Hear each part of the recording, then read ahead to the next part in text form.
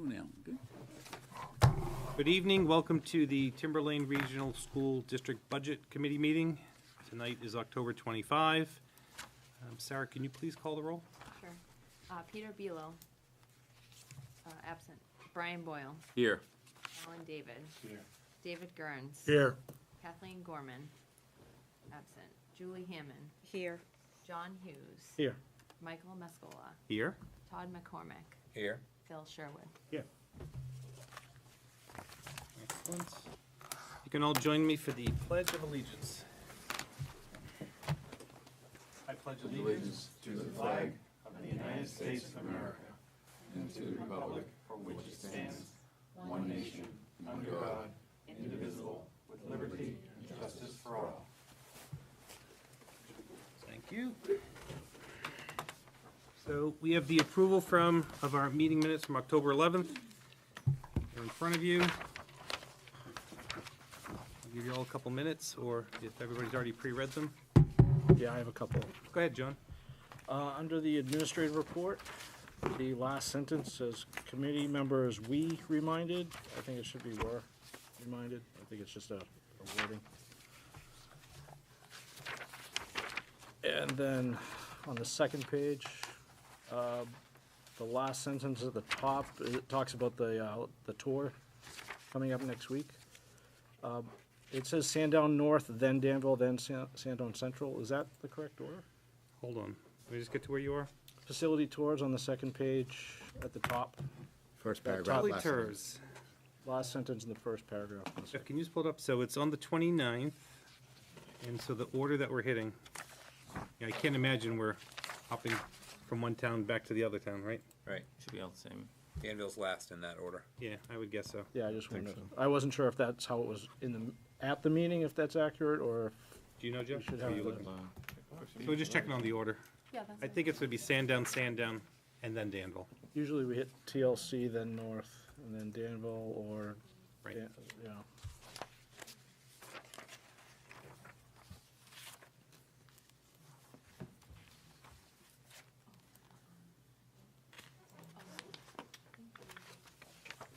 I believe Danville was last. That's what we're guessing. Yeah, it's North TLC, then Danville. Yeah. There we go. Excellent. So you got that one? Any others? Changes? Okay. You got those, Sarah? Yep. I don't think do we need a motion for this? Can make a motion. No, go ahead, make a motion. I'll make a motion to accept the minutes as amended. Second. And a second by Todd. Discussion. All those in favor? Okay, and abstentions? There you go. Meeting minutes done. Correspondence folder, do we have one? We have a correspondence. Well, I have a message from Phil. He's not going to be here tonight, but he's here. And so I didn't receive any from Jeff, so it should be I'll let you deliver the message. delegations and individuals. None. Administrative report. Budget chair update. I don't have anything, but I'm going to defer to David towards other businesses for CIP. Nothing right now. Reports of committees. Anybody, budget committee members? Actually, David, if this one you want to chip in. Okay. Concerning this CIP, as I mentioned in my written report last time, CIP committee finished its work and sent us, created a CIP list that will be discussed by the school board, I believe, on or around the 1st of November. And then to another committee after that. So we should see the approved CIP list at our November meeting. I'm going to try to work with the manager of communication of IT and facilities to sort of prioritize things for us, what's most important, so that we can create a list that's for work that needs to be done, or program supported, but not grossly distorts the proposed or the working budget for next year. That's my report. Okay. School board rep? We revisited the school board budget, it'll be level funded. And we, the budget, I guess that's come through here, we'll be getting at the next SEU meeting. I think the SEU budget is coming, I understand, level funded, so. Okay. Did you get that, Sarah? I couldn't hear you. Oh, I'm sorry. Brian. The school board revisited its budget and it's adjusted it down to be level funded. And at our next SEU meeting, we haven't reviewed it yet, but we believe the SEU budget has already been proposed, level funded, so. Okay. Before I go at 9, we were going to talk about the school board budget. I was going to say, do you want to swap 10 for 9 so we can address these folks? Anybody have any objections with that? Flipping the order? Nope. I'm going to jump to 10. Budget reviews. And so we have various administrators here.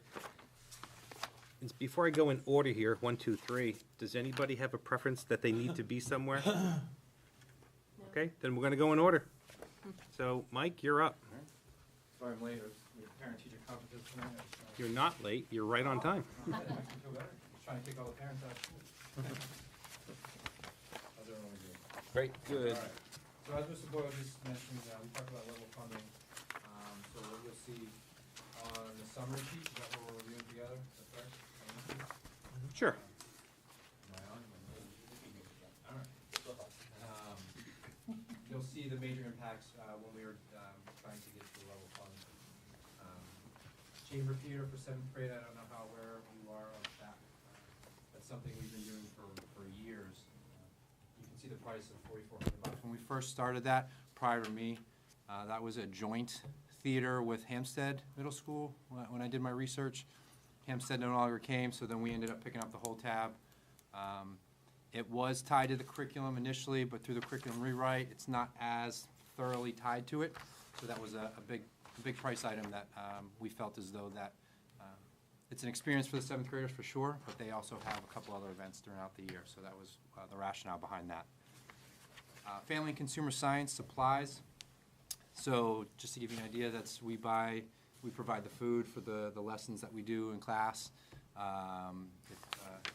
Basically, if you can think of the old home ec type of stuff with Miss Carroll, we felt as though that through the budgeting process and where we shop, I know that sounds cheesy, but if you go to Market Basket compared to some of the other areas, we felt that we could certainly save some money in that area, so that's where you see the $2,000 there.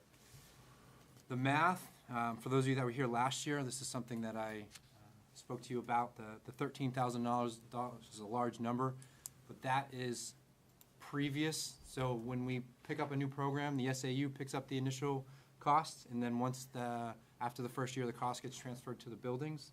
So last year, the school year we're in, it was not transferred to us because of the default of the operating budget that we're in now.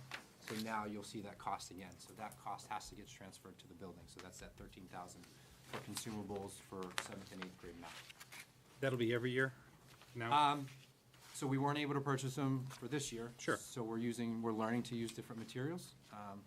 If that does go through this year, then we'll purchase those materials, and it's kind of challenged us a little bit on reevaluating what we're doing and how we're doing it in those classes. So I would say it's a continued cost. It would be nice, but at the same time, it's challenged us to look for different resources. Flipping over. Social studies, that's, again, just kind of looking at our spending and where we're able to, or where we feel most comfortable. Social studies was an area that we felt we can certainly make some cuts in our supplies and what we purchase. $14.99 is, it should say science in there, I believe. That was the science books that we were looking to purchase, that we're no longer looking to purchase. They were called field guides, so we used them in the field in 7th grade science. We were able to, I'll say, recycle and purchase replacements previous so that we feel good where we are with the field guides. Then you see the decrease in the science books, same thing. I want to go down to the science cabinets. No science cabinets needed, that's the $16.99. We were able to, again, purchase the last one last year, so we no longer need to continue those purchases. And then we have a new librarian this year, Miss Ellis. I asked her to reevaluate everything we do in the library, because that was a bigger driver for us. And she was able to reevaluate all the purchases we made, and she found that she took an inventory of our periodicals and things that were not being used regularly by the students, significantly not being used by the students. So that's where we were able to reduce some price there. I think I got 2 more left. The AV supplies, that's out of the library as well. Again, just reevaluating what we do and how we do it. And then the increase you see at the end is previous to, again, my time, I don't want to speak to anything different, but we used to do 8th grade assemblies at the end of the year, I would call them, and last year we instituted an 8th grade ceremony where we had, I don't want to use the word graduation because they're not graduating, but we brought all the 8th grade together for an evening activity, all the parents and families. Highly, actually too successful. I know that sounds a little bit cheesy, but we had a lot of people there. So we're looking to continue that. So that's where you'd see the 4,100, which involves tables, chairs, DJs, sound, recording, all that stuff. So that is itemized in the budget, what we use. Okay. So those were the major drivers for us this year. Questions for Mr. Flynn? I'll start by giving you one. So, Sure. Other than your, the big increase, which was for the math materials, Yeah. then you got a bunch of small reductions. So, do you feel that with all these small reductions, you're adversely affecting these different departments, or are you feeling comfortable with? So the ones that in order to get to the level fund, the ones that I posted on here, I felt most comfortable with that would not greatly impact what we're doing in the classrooms. Okay. As you notice, I didn't take materials out of math, I asked for more. I didn't take materials out of some of our live specimens, things of that nature. So you notice social studies and facts, I felt most comfortable that it wouldn't impact the education that's going on. Okay. We just took a deep dive on our purchases and seeing where we could make those, like you said, the chip-aways type of things. Yeah, I know the message that's coming down from up above is to pretty much have everybody be Sure. close to level funded, so I'm just trying to get everybody's opinion as they come up, how they feel they'll be able to operate successfully being level funded. Yeah. So I'm asking you. We're kind of living through it this year, and again, I'm only speaking to my experience here since I've been in my new role as a principal. We're kind of maneuvering things this year, so it's giving us some good experience and helping us reevaluate what we've done previously and in past practice. But I feel comfortable with what I'm providing you guys, that we would have a successful school year for sure. Go ahead, Brian. I think you mentioned this at the last meeting, so, obviously, so the people, mostly for the people at home, realistic, what you're presenting, Mike, is this is like the operating expenses of the middle school exclusive of staff. Correct. Okay, so there's nothing drastic going on here, so the total budget here is, if I'm reading this right, 274,000 and change. Mm-hmm. So the staff as a whole, Different piece. I just want so people understand that everything's fine. Yeah, so we're talking purely about Supplies. Yeah. Yep, Yeah. supplies and how we operate Sure. within the walls. Nothing to do with staffing at all. Yeah. And just for everybody who's watching at home, this is how we're doing all the budgets.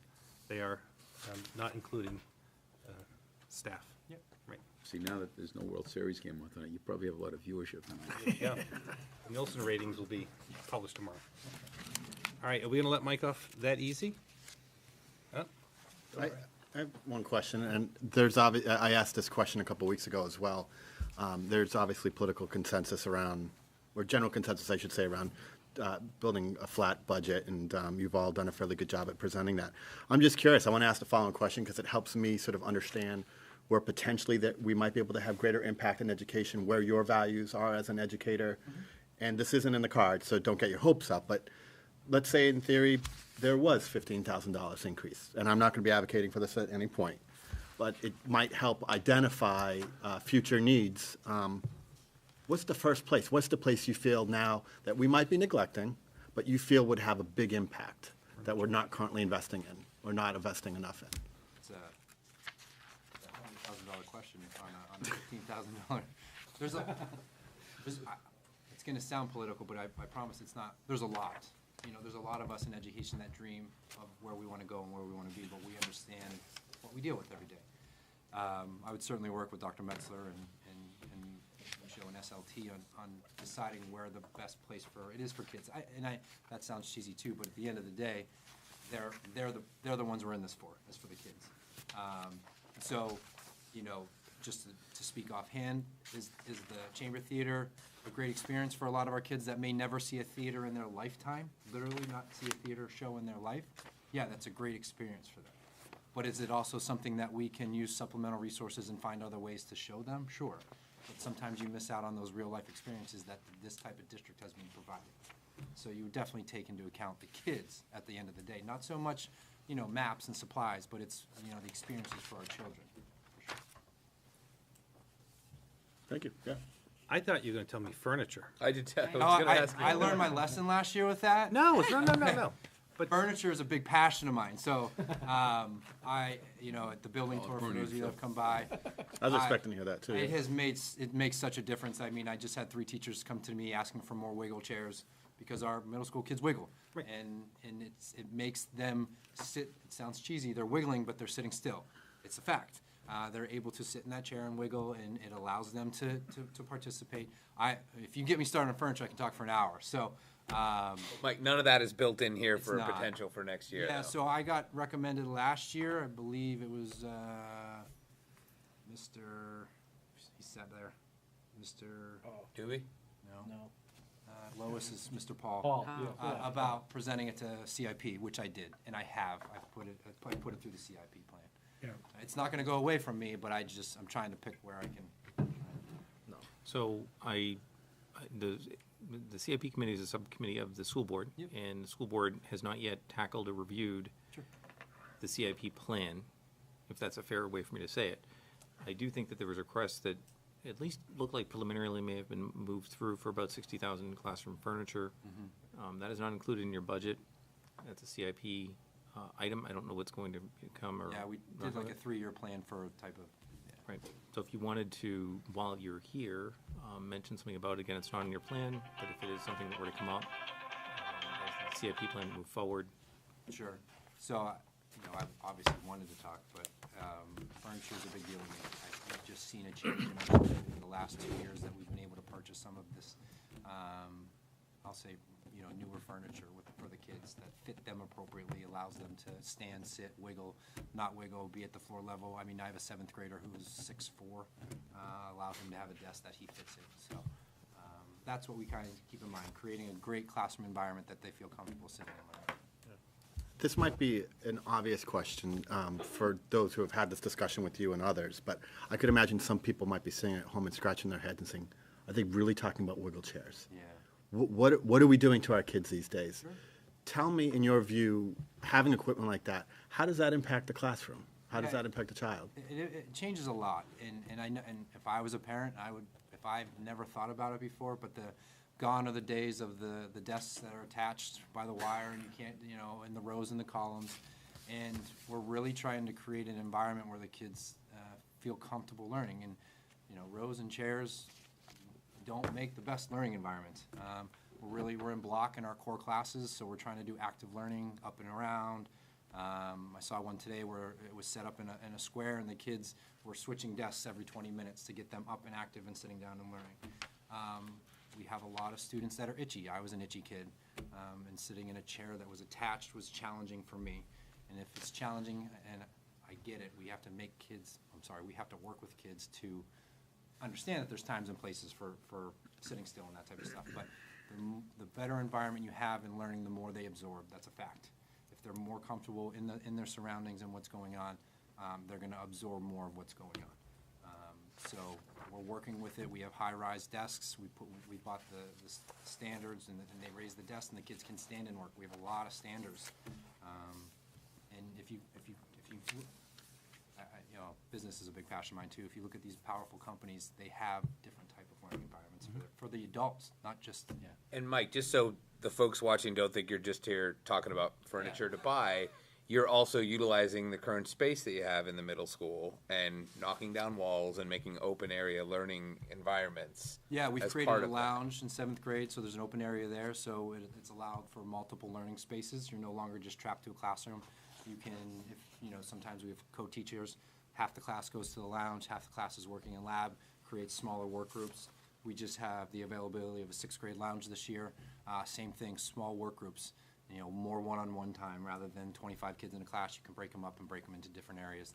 I'm not, please do not think I'm sitting here trying to sell you on, I'm just sharing my experiences and the research that I've worked on through my time and what I've done, and I've seen the success.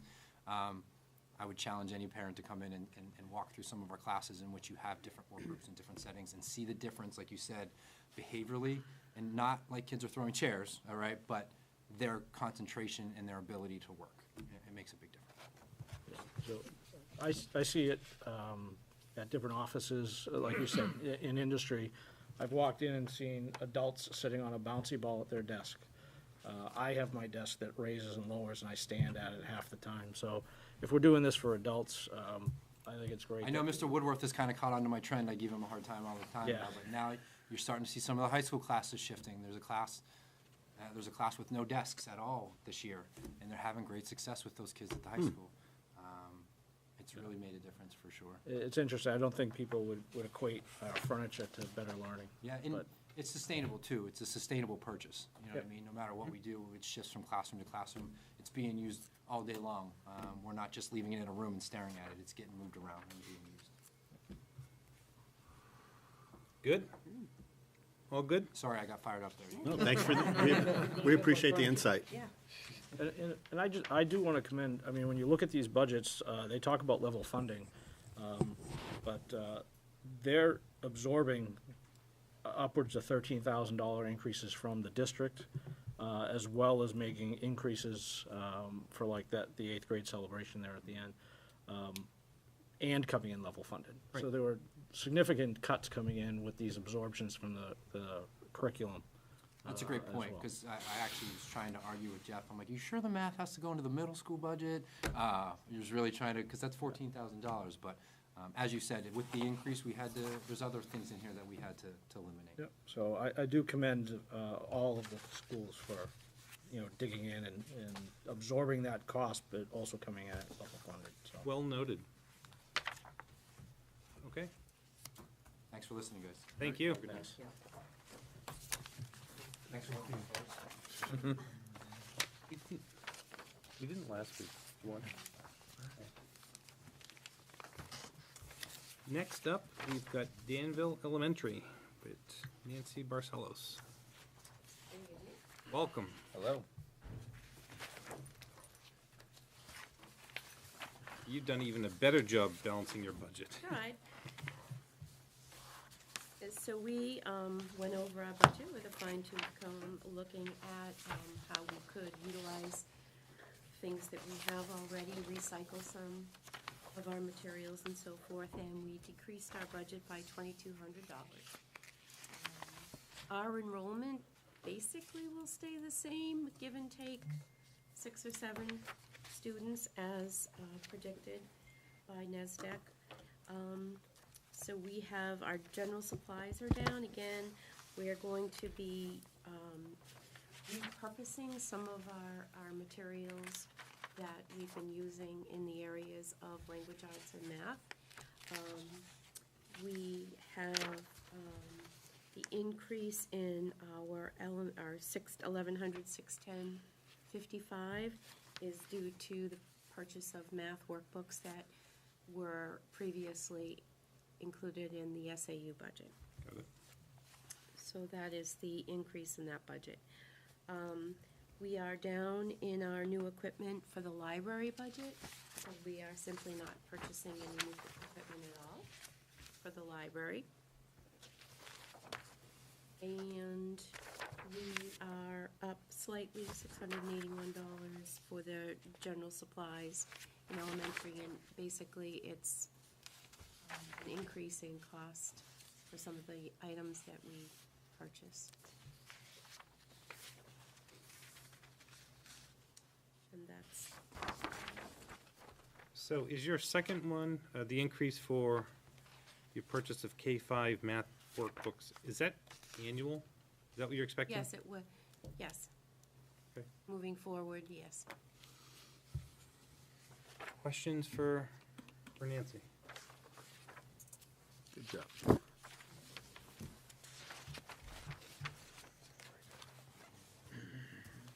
Going once? I mean, I mean, go ahead. I'd like to give you the same opportunity that Mr. Flynn had. Do you see future needs? I don't want to put you in a position with the superintendent or Sure. others, but like, in terms of if there was an increase, I'm just curious as an educator, where you feel additional investments in the future, what you'd advocate for, what you see a value as having impact. Sure. Well, honestly, I have to say to you, every school year is different. Every class that we get is made to have different needs, and so it would be a case-by-case situation, to be perfectly honest with you. We would need to look at student needs. What do they need? Do we have the materials, the supplies, the resources, whether that be in materials or in staffing?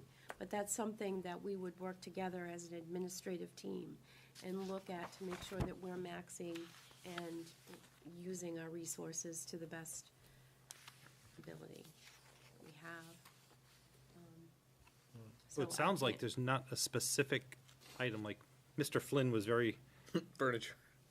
Right, well, so, no, there are certainly things. I mean, we would all love, there are alternate seating arrangements now. So as Mike was saying, you know, we no longer sit in rows, and we have, you know, the yoga balls and things that people sit on.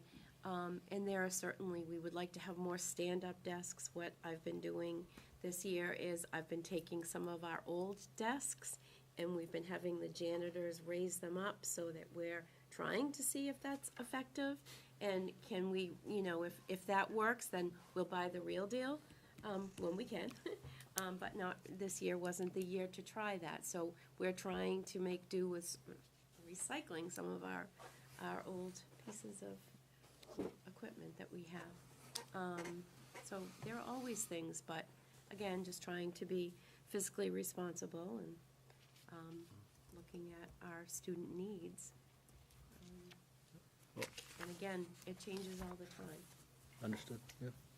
So Mike had mentioned that when we started talking about the furniture, that he had put that forward into CIP. Do you have anything in CIP that we might be seeing, or? I do not this So, year. okay, No, I did because we last haven't done year, I do not. the tour yet, so I wasn't sure if there's anything that you were looking at, okay. we'll find you Monday. All right, does anybody have any other questions? All right, well, I thank you very much for Thank you. coming in and working hard on this budget. Good job.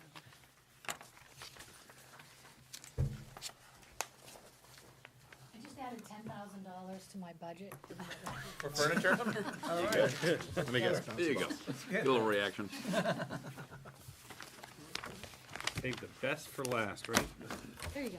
Oh, wait, I'm still here. Michelle Lozier, I'm from Pollard School. And thank you for listening tonight. So just like you've heard already twice, we really tried hard and looked deep at what we were spending our money on, and our goal was to have level funding. So if you look at Pollard's summary, the first account, our supplies elementary curriculum, that's the math account, and that $13,383 is that yearly fee for our math program for Pollard School. And we have just shy of 500 students that would be for.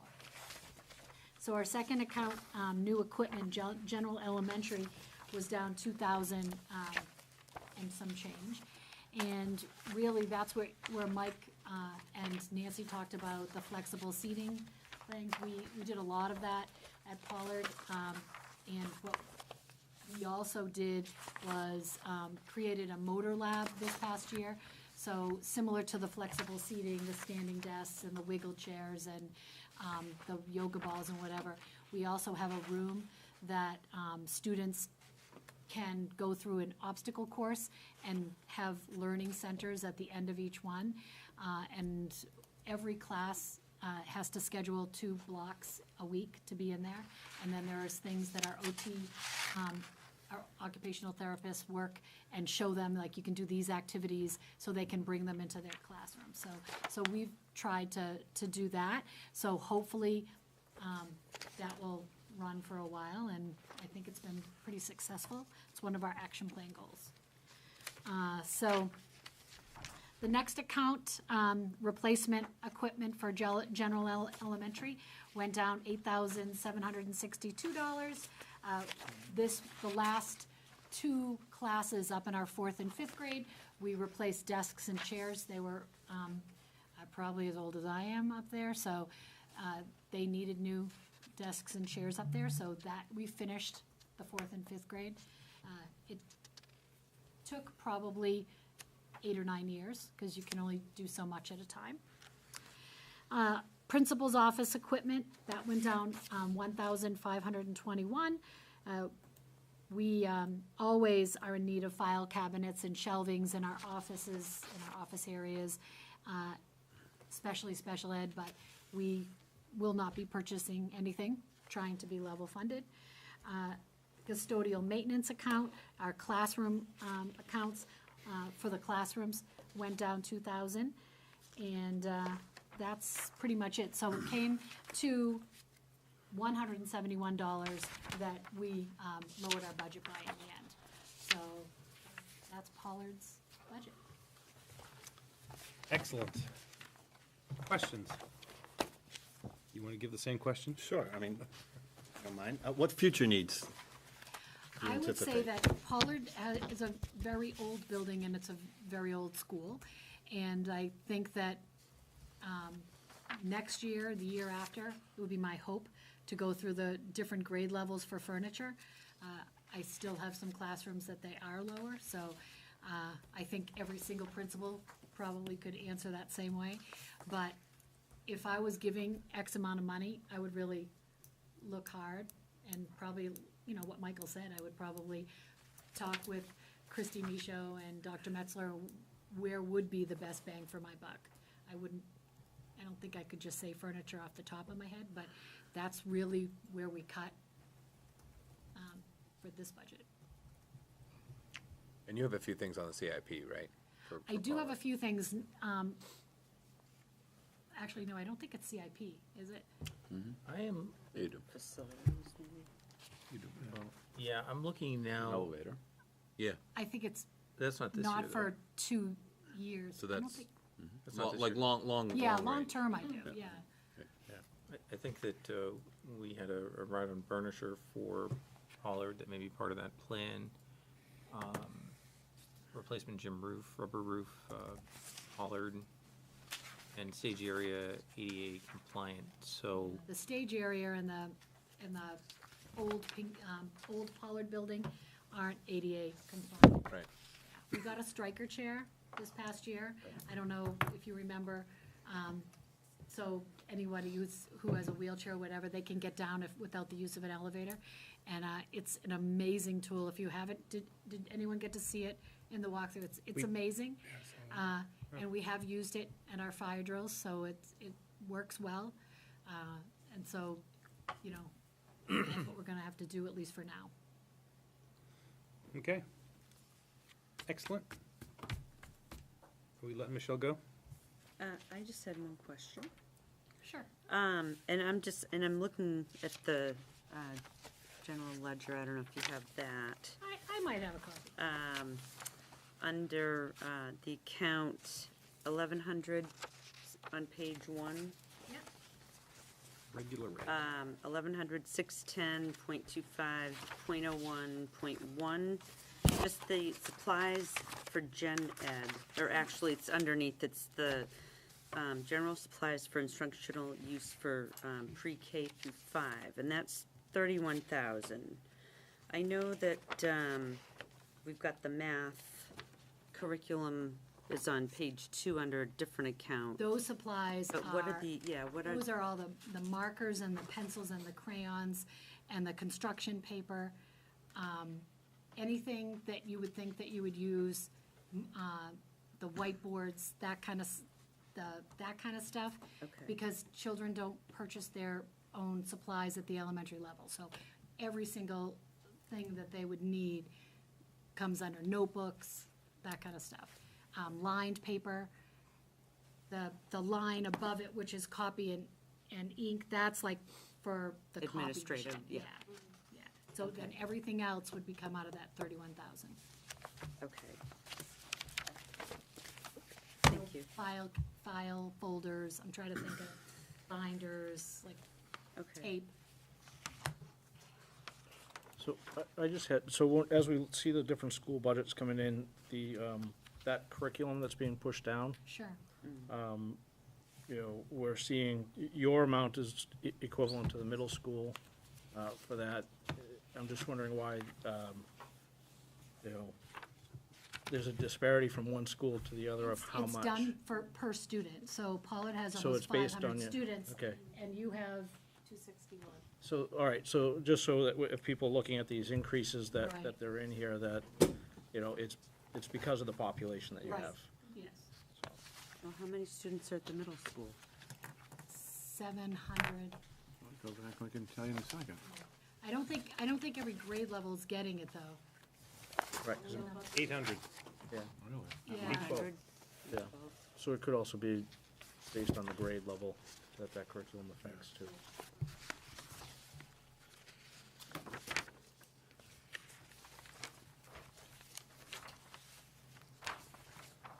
Are we good? Good. I want to thank you. Thank you. Thank you. Wow. Put that one there. Anvil Pollard. All right, so item 4 on our agenda has been moved to our next meeting. Is that correct, Jeff? November 8th? If you'd like it to be, yeah. I don't think we'll have anyone to speak to it, but if you'd like to discuss it preliminarily, I'm more than happy to do so. Say that again? If you'd like to discuss it preliminarily, I'm happy to do so. Sandown? Oh, Sandown, I'm sorry, yes, yep, Sandown yep. is moved to Sandown November 8th. Central, yes. That one. Transportation, I think you all saw my email, I'll just try and see if it was clear. We didn't get the transportation budget until very recently, and so I didn't feel we had time to adequately look at it. So when I spoke to Jeff, I said, why don't we move it out? But then there was the problem that Tom Geary is not going to be, he's not going to be around, he won't be available on November 8th. So, I don't want to say formally review it, but if you'd like, we can have Jeff go over some of the major drivers in there, and then we can always come back and revisit it. Because there are some major drivers in there. Sound good for everybody? So, if we need be, we can always readdress this later and bring Tom in with more detail, but Jeff, why don't you take it away? Certainly. So when you look at the budget that you have in front of you, you'll see that we've broken it out between the various classifications of transportation: homeless transportation, regular transportation, special ed, extended school year, and vocational transportation. You'll see that the amount in the 18-19 voted column was $2,964,307. Current year proposed is $3,446,461. The amount, just broad overview here, the amount, the difference is $482,153.36. If you recall, last year, we entered into a new contract which takes effect this year. When this budget was voted on, the default budget looked more at the prior year numbers than what we would normally have put into that account based on the contractual obligation. So the school board has since shifted funds into that 18-19 column. So really, there's not much of an increase at all, but that was done after the school board went through their Sullivan v. Hampton reallocation. That reallocation of the budget occurs and Brian was there, that reallocation of the budget occurs, if you will, on a one-time basis after a default budget is passed. So when default budget is passed, I don't want to say it's a bottom line budget. I don't want to go there. It is. It is. You know, it's a bucket of money, and then the school board then allocates based on what they see the needs to be.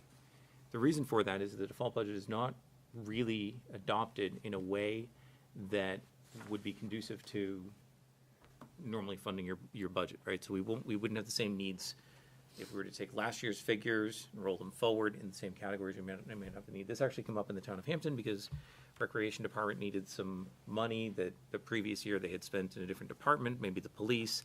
They had to shift it around. So, and it makes sense. The school board does have the opportunity to do a transfer. And so this was an account that was funded differently. So the increase really isn't all that much.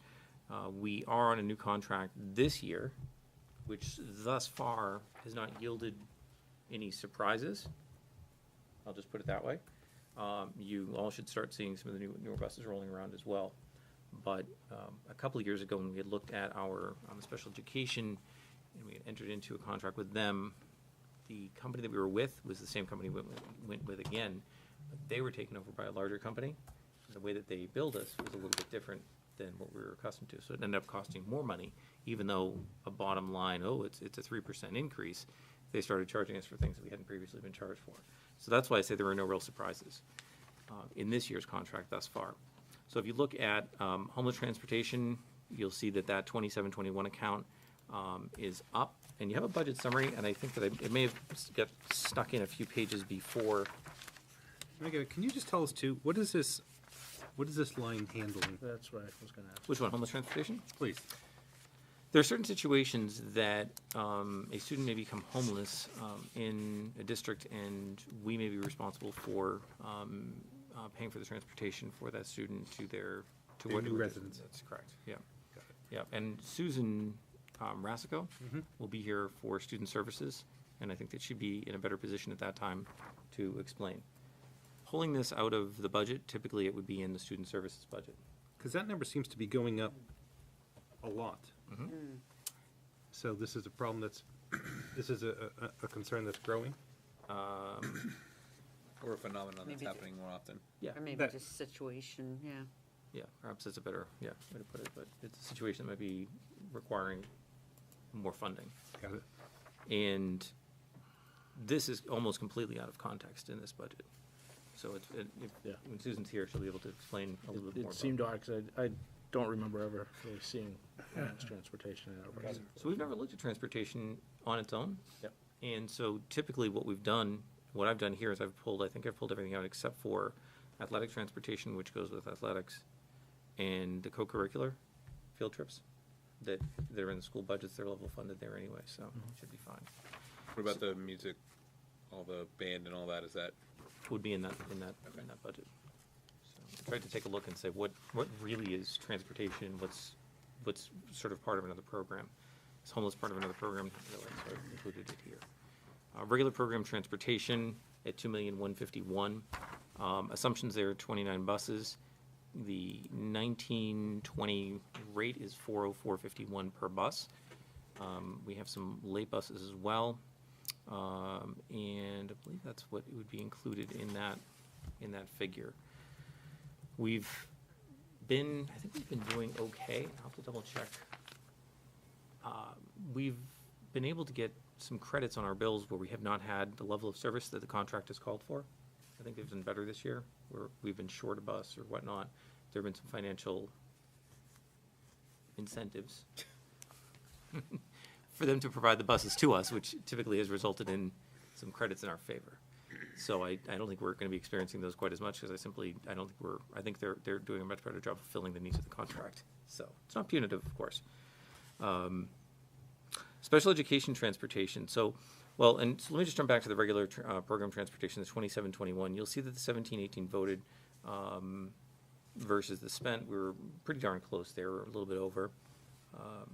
You'll see where the 1819 voted was. The board allocated further funds to that.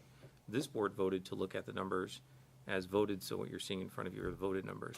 So our estimates have been pretty darn close in the past, barring any surprises because of new contracts, which I haven't really seen yet. So that's how we're getting to the 2,151,543. I say that because when we take a look at the next line, special ed transportation, again, this is somewhat out of context, so I'll put it out there, but it would probably be best to save any specific questions for Susan Rasko, who will be presenting both student services and special education. You can see that for example, 17-18 expended was a little bit more than what we had voted. If you look back a couple of years, we're estimating about $1,047,000 this year. Voted last year was $801,573. That line was supplemented again through an allocation by the school board. We reasonably estimate that to be the cost. Now, a couple of the factors to keep in mind, we don't necessarily factor in 100% transportation for every one of our students who, in this case, would be an out-of-district placement, right? So when we send a student out of our district, we don't factor every student. For budget purposes, we don't say, we wouldn't have enough money in our budget to say every student, we're going to transport every student that we have out of district at a full cost. A lot of times we're able to share rides. So if we can put, 4 students within the district to a placement, we've just cut that one student down by 4. We've done a pretty good job, and we don't have the ability to do this, but where we use a company who has the ability to do so, we've been able to leverage and request that they share rides with other districts if possible. So we don't have the ability really to call up and say, hey, have you got someone going, here we have some, there might be some room on the bus. But the bus company has been able to do that on their own, so we even get some cost share savings with other districts as well. We do run our own in-district buses, but really the big variable is we don't necessarily factor 100% transportation costs for every placement, for every student that we have. We break those out, and that's where we have that's where we have to look at trends and say, hey, this is where it is. One of the trends that I think Susan will probably be talking to you about in that line are some of the support that we've needed on those buses from monitors from the bus company. So we couldn't if a school bus needed a monitor, it would cost us a lot more to equip that bus with a monitor. So they do it relatively inexpensively compared to what it would cost us to do it. The need is rising. So, and a lot of times we're okay with a monitor on a bus because the monitor on a bus, even though it hits this line, allows us to continue to have that student or students go to the placement sub-district, maybe without getting into a residential program. So it's an additional cost, it costs more money, not always good, but if we can help keep that student in a resident, in the situation that best fits their needs in a least restrictive environment, that's where we end up with that. Susan Rasko can tell you a little bit more about that. Those are some of the factors in that line. ESY transportation, that's extended school year transportation. Our extended school year ESY program, in a lot of cases, is required to prevent lapses in learning over the summer. Typically, one building will host that. You can see what the costs have been historically, about 110, 109,000 or so, looking at 122 this year for that program. We don't know always where the program is going to be, so typically we try and factor in some a room for that. Is that included in the bus contract? Yes. Yeah. We have a rate. Well, yes, we have BSY school. We have 2 different types of transportation. We may have our special ed transportation bus, right, under our special ed busing contract, and we run regular buses as well. So that's a happy mix of both, but they're under both contracts. But that one increased only because of the addition of that 8th grade graduation. Extended school year? Yeah, isn't that the 3575? On the summary, Ooh, on the back, turn did it. I miss copy? That's what I was wondering. Yeah. Ah, I don't think so. Okay, No, That's not right, right? no, no. That's trend, sorry. All right. Copying That's from all Mr. Flynn's. He might have had something in his cell and I'm accidentally like, copied where'd it they there. bus? I'm like, we didn't get bused anywhere. No. Yeah. Good graduation. Special extended school year transportation. Limo buses to Boston for them. So vocational transportation, that is a bus that we run to our CTE placements. We also reimburse certain students for providing their own transportation to those. A lot of our CTE, I believe, is through Salem, Pinkerton, I believe Seacoast, SSD, Seacoast School of Technology, but mostly through Pinkerton and Salem, and mostly Salem, really. I think they're our school. What, I noticed in this, you have a extended, eighth grade graduation Yeah, transportation. that was a copy paste error. Oh, Yep. okay. Cross that one out. Oh, on the back, yeah, the back page. So, that's that. And the vocational transportation, these are programs that our school does not offer, does not run. And obviously, it's probably, we do have certain programs in-house, but it's probably significantly financially effective to have transportation to those centers that do provide those offerings. So is it safe to say that everything here is contractual? Yeah, for the most part, So this increase of 482, based on contract for the most part. contract with the new transportation? Yeah, and we have trend, homeless transportation, vocational transportation. You know, So some of these numbers we may not hit them because we don't know. So for instance, the ones that are regular routine buses, we know. But for instance, some of these lines, for instance, the first one we talked about, we may be less. We may be more. Right. Yeah.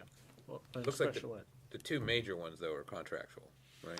Right. 200, both the 2 and 130. Yeah, and for the most part, regular program transportation, that's fairly well-defined. Yeah. In terms of number of buses, days, all that. Special ed transportation, we have some variables there. We do run our contractual buses in district. Our big factor there is the out-of-district and shared rides and placements. We have monitors. Those are variables there, so. Yeah, because you could get a new special ed need come in, so you have to kind of have a little buffer in there for that too Exactly. sometimes, okay. Yep. How long is the new bus contract? How long was that for? Because that just came up last year. you know? We had a hard Years, time right? because we didn't have the contract. Right. It was difficult to work that into the budget last year without knowing the increase. Yeah, it's a 3-year contract, as Brian just said. Yep. 18-19, 19-20, 20-21, with options for 21-22, 22-23. Okay. So 5-year to 3-year with 2 1-year options. That's that, so. Phil? Is there anything, not to think too far ahead, different in the contract, second year, third year? Are there built-in extra costs, aside from what we anticipate growing or diminishing needs might be? But is there anything sweetening the pot for them 1 year, 2 or 3, or vice versa? Not that I'm aware of. I think, they have their increases built in, but it's not like Yeah. we have a certain, thing that we would get in the third year. The special ed transportation, it manifested in the first year, where I saw that what might be a daily bus for us under the old, same company, but under the old ownership, is now a daily plus a per trip for an in-district transportation outside of what their normal daily ride would be, even though it was in, the contract that we would have the bus for a certain number of hours. So, Yeah, I don't think they have anything in there. okay. I mean, to me, it's a challenge for us, right? This is a 14% increase. When you flat fund a budget, that's actually a cut. When you say you're flat funding, you're cutting. Because costs go, and this is a great example of like, okay, costs have gone up, for which we have very little direct control. Yep. But, and again, not to put the cart before the horse, thinking ahead when this all adds up in the aggregate, the support staff, they're negotiating this year. The teachers union, they're negotiating this year. We're flat funding, again, that's a cut. But it is what it is. Sometimes it has to be done. I'm having a hard time picturing ahead where the aggregate levels out. Because if a contract negotiation goes to mediators, they don't necessarily look at what you have budgeted. It's not an issue, it's not necessarily from the legal perspective. It's a challenge. I'm just stating the obvious, and we're probably all contemplating this ourselves, but, yeah. Your contract negotiation goes to the voters, so as, you know, I'm on that team with Jeff negotiating with the TTA right now, so, once we have a meeting of the minds, that will be a warrant article this year, Understood. and so it's not, I don't see this going to mediation. Even if it did, though, it would still be. My point, it's a simple 2 + 2 = 22. It's an arithmetic. Yeah. Jeff, do you have any figures on, like, the health insurance, any of those increases that I do. usually come about? I do. I don't know if we skipped over my section as well. Let me back up. This is off transportation? Yeah. I wanna. Sorry. Yeah, sorry. No. Sorry, that No, no. just made me Keep think of, it, keep it. I want to close out transportation. all right. We'll go to any other topic that you want. Yeah, Be good? sorry, yeah, I didn't mean to Yep. confuse the two, just. All right, so, some of these items in transportation might belong to, people, student services, right? Or special education, we can always ask down there.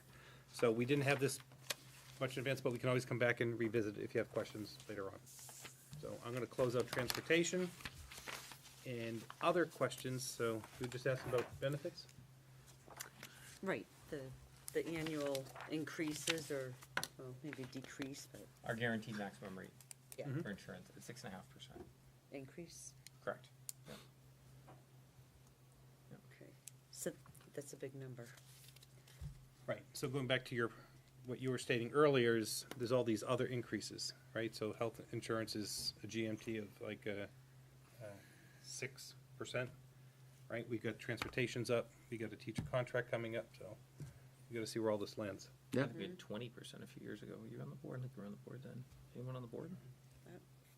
For what? 20% for insurance one year, a few years ago. that's not abnormal year. over the last decade. It's been 3 years crazy, unsustainable. It was interesting because that year we had the 20 or 21. Other districts had 5, 3, 6. And then the next year we ended up with 5 or whatever it was, 6. They ended up with the 20. So we were just a little ahead of the curve on that, but there was a bump at a point. It's been, I don't want to say it's been level, but it's been a little more stable since then, so. Okay. I'm not familiar with the current collective bargaining agreements, but are there provisions in there should, God, what's the term that they use? Where an option for year, 4 or 5, if you're not, no, just, okay. They don't get an increase, is that what you mean? Yeah, I wouldn't think so, but generally, there's certain, when it comes to, there's guarantees of preserving status of healthcare where the district is obligated to they get preserve that. something the same or better. They may not get an increase unless it's part of a step and negotiated, but. They'd yeah. always get what they've got right now, That's right, yeah. of health insurance Yeah, and all yeah. that. Absolutely. Sometimes that costs more, though, to give them the same thing. Yes, and I that's would where the think so. guaranteed maximum, Yeah. yeah, that's where the guaranteed maximum rate comes in. Yeah, I would think so. gotcha. Okay. The last item under new business was review of the revenue and expenditure report. So this would be for the month of September. We discussed a little bit of it at the last meeting. You're always welcome to bring it up. But that's what it'd be. It'd be questions on anything that took place in September or even prior to September. So, and again, so that's just a rolling thing that's on our agendas. I'm gonna go back to number 9, which is the one we deferred, which is the unfinished business. So on the parking lot, we had facility tours. We had one, Where'd I put them? the 15th. So our next one is on the 29th. It's open to the public, so everybody out there is welcome to attend. It's gonna be Monday, the 29th, starts at 4 PM. We're gonna hit the Sandown Central TLC, then go to Sandown North, and then we're gonna go to Danville. And it's open to the public. Actually, it's Sandown North first. Yeah, it's listed, it's Sandown North first. I'm sorry, Sandown Sandown North North. first, and then the TLC, and then it's Danville. And all this is posted up on the website of the district. What I'll tell you is, when I went on the last tours, I'm just gonna do it again. The way our maintenance staff takes care of our facilities is outstanding. We have some very old buildings, but when you walk in them, they're kept up. They might be old, but they are clean, they're presentable, they do a great job. So I'd just like to throw a thank you out to all of the staff. I know we normally see Tom and Rodney as our front faces, but everybody that's on that team, thank you so much for all the hard work that you do. All right, so that's our next facility tour. School board budget. Brian, you can just talk real quick. I think you just said it was level funded. Yeah, what happened is, we were, there was a discussion at the school board. And it really got down to one line. Legal, so the board, by majority vote, said, okay, let's level fund the budget. What's happened is the legal number from 18-19 of 90,000 just was carried for 19-20. That was the bone of contention, the item of review, if you will. I mean, everything else is pretty straightforward. A little shift here, a little shift there based on trend or need or whatever, but it's all. Yeah. But you did provide the increases for the administratives, the clerks. Yep. That was requested in there, so that we are increasing salary for them. Yes. So you did have to make cuts to along the line. Well, for that, right? I think the superintendent just turned to Jeff and said, make sure this works, and that's what he did. Yep. It's a good job. So basically, we put the money where it's gotta be and Yep. found it elsewhere. I think we have to look at some of the lines perhaps that, based on trend, maybe we're not using as much of. Do I know that it's gonna go away? No, I never know 100%, but when you look at the trend and overall, you think you're gonna be okay, then that's what it is.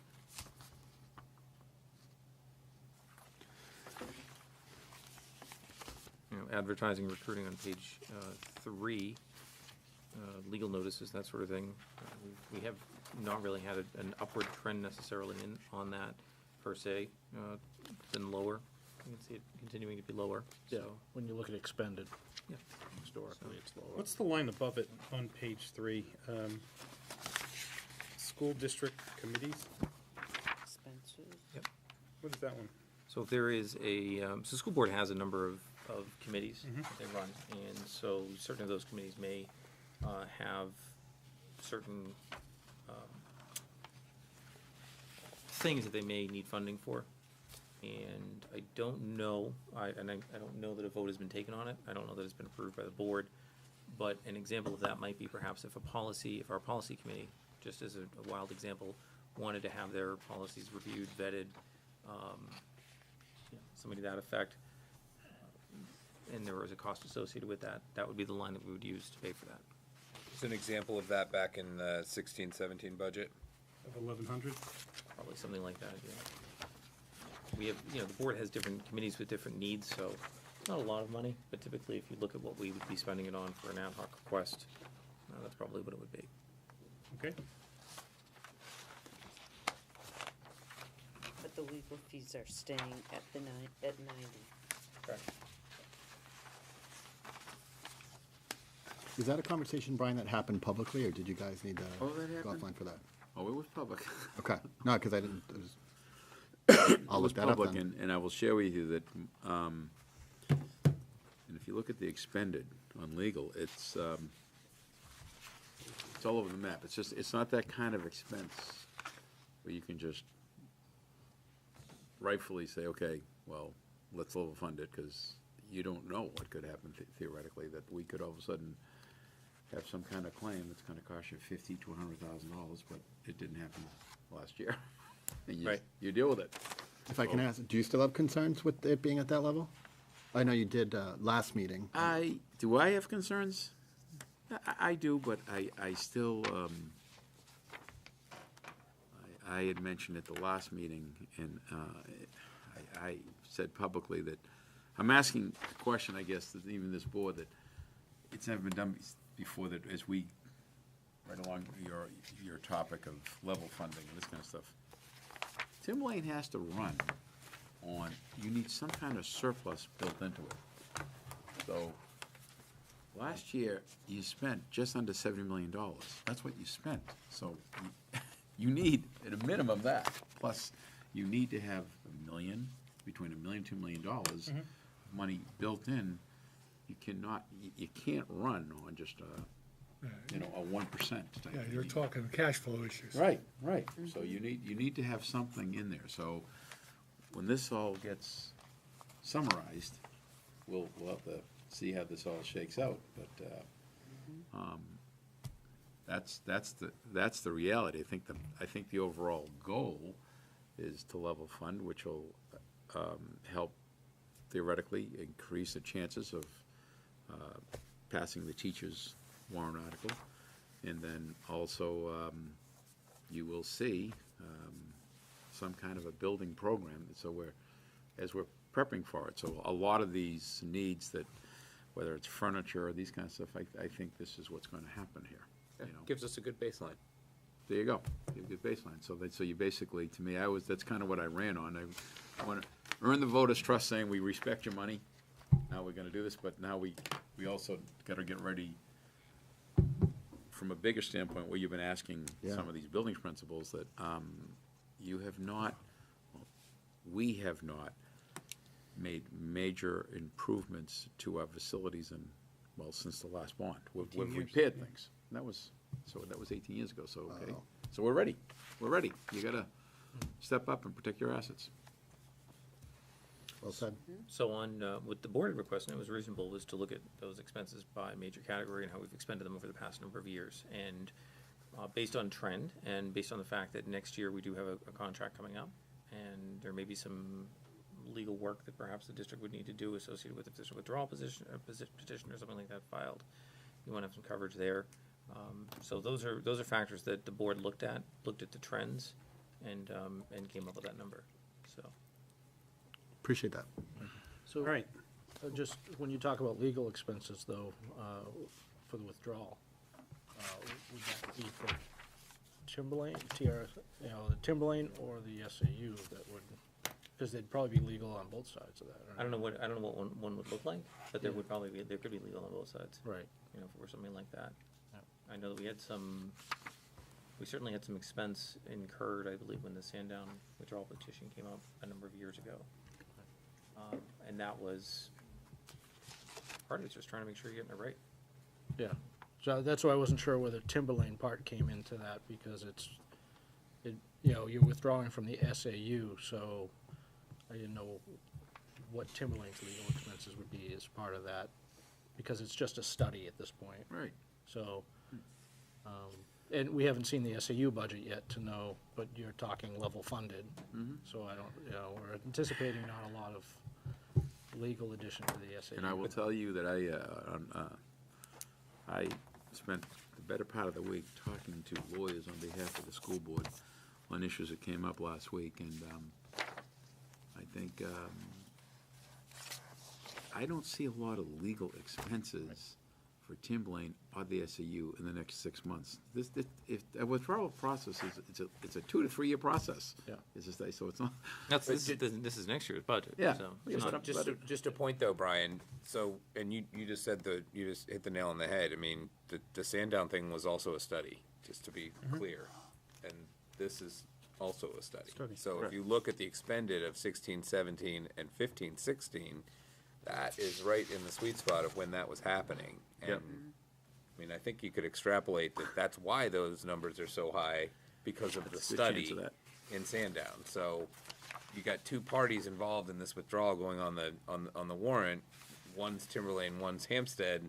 So you could be seeing legal fees coming out of the SAU budget and legal fees coming out of the Timberlane budget for whatever reason. I mean, I can't pinpoint why or what those legal fees were for those 2 years, but I'm certain that they correlate, right? Right.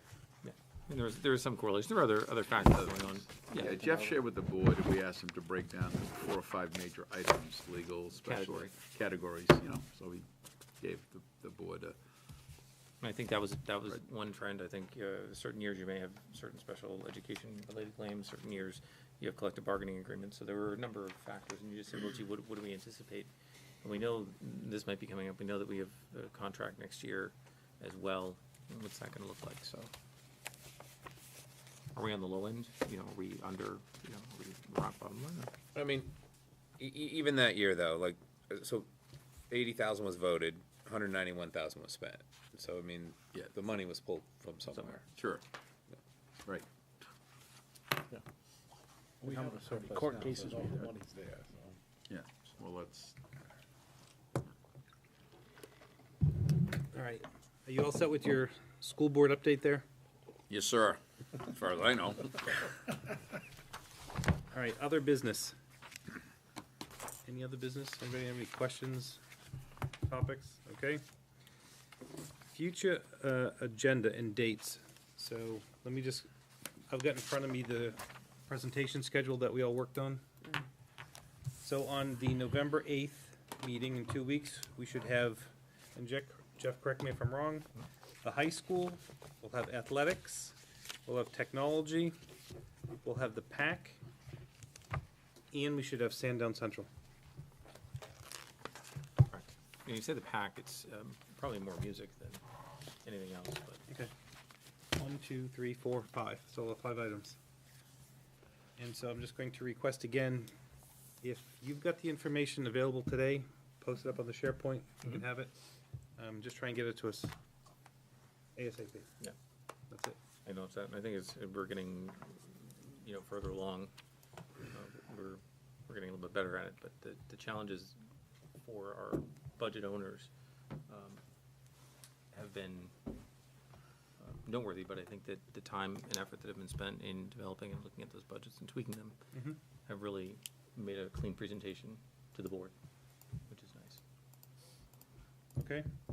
Mike, Yes. I had down for tonight that we were gonna have CIP, so are we putting that somewhere else on the schedule? Do you have an older schedule, or do you have the newer Well, one? no, I have one that I've just been marking up as we've gone along. I don't think you've got any requests for CFP, have you? None. So, between you two, so Sue is gonna present to the school board, and then we'll get it after the school board, and that's for your first meeting in November? Ballpark? Right on next meeting, Susan. Okay, so should we add it on to one of these other ones? We can, I'd probably not put it on the 8th, because we already have 5 items, Right, but if we put on the 20th, okay. Jeff, would you want to, or Sarah, add that to November 20th on our Would be presentation? good to ask Sue first, or at the board. Well, it's a placeholder right now, but as long as things go forward and Sue presents to the school board the first week, we can request to get on third week. Okay.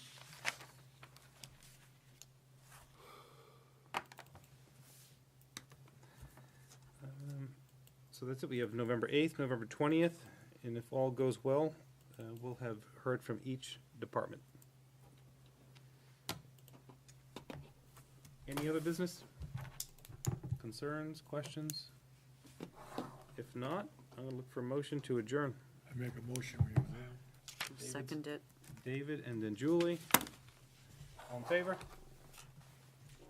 And it's unanimous. 8:15.